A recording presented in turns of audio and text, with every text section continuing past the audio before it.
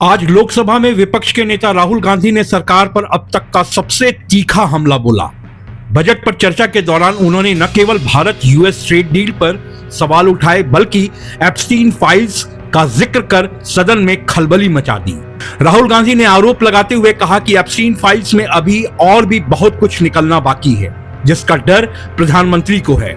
उन्होंने दावा किया कि अमेरिकी अदालतों में अडानी पर चल रहा केस असल में प्रधानमंत्री के फाइनेंशियल स्ट्रक्चर पर हमला है।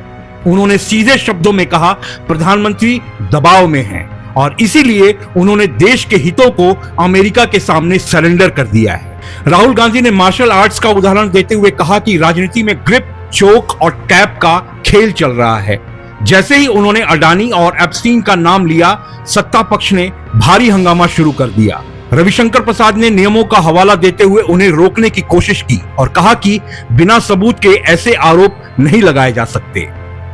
राहुल ने भारत यूएस ट्रेड डील को शर्मनाक बताया और कहा कि सरकार ने डेटा संप्रभुता बेच दी है। उन्होंने चेतावनी दी कि डेटा एआई का पेट्रोल है और बिना डेटा लोकलाइजेशंस के भारत की आने वाली पीढ़ी गुलाम बन जाएगी।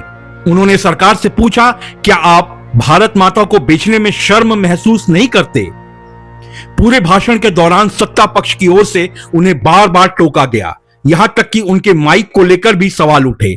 लेकिन राहुल गांधी ने साफ कर दिया कि चाहे कितनी भी रुकावटें आए, वे एप्स्टीन फाइल्स और किसानों के हक की बात करते रहेंगे।